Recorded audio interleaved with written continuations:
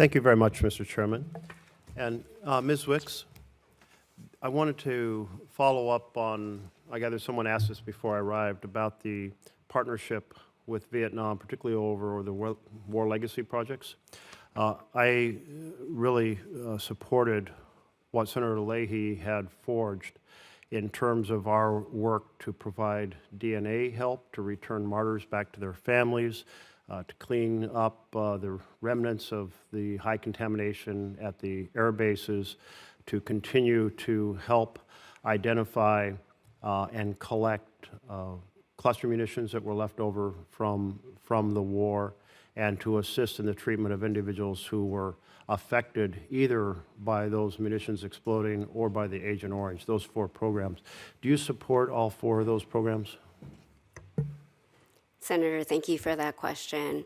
And yes, all of those war legacy programs that you mentioned are things that I commit to supporting and furthering that partnership as much as I can. Thank you. I really appreciate it because they really provided the foundation for the restoration of a lot of respect and economic partnership in all sorts of other ways over the Mekong Delta, the development of our comprehensive strategic partnership with Vietnam, in which we would like to see that economic partnership thrive and quite frankly, see a lot of factories that may be located in China right now move to Vietnam. So I thank you. Appreciate that.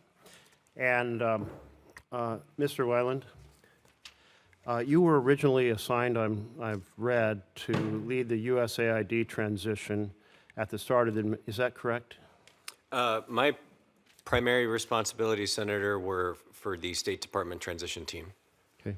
So when Secretary Rubio was here, he said that the weekend that the AID was fed into the wood chipper, that he was very actively involved, canceling some 500 contracts that weekend. Were you involved in that at all? I was not.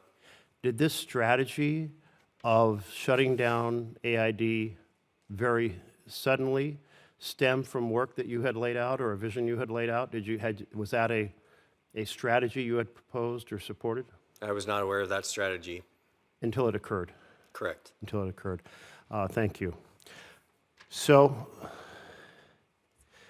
right now, we urge other governments to strengthen the rule of law and follow due process. That's certainly relevant to the position you're nominated for.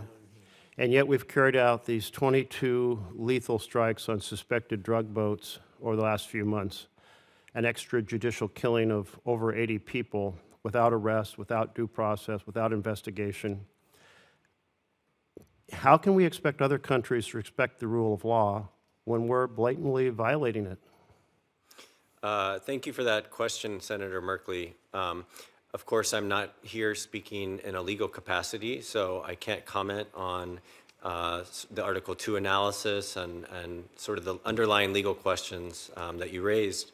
But I will say that I think that if you were growing up, for example, in the Tepito neighborhood in Mexico City or in Guayaquil in Ecuador where car bombs are going off right now, or you lived in the favelas outside Rio de Janeiro that were recently raided because of the gangs that control those areas, I think that you'd welcome a more aggressive approach to a persistent problem that these folks have grown up with.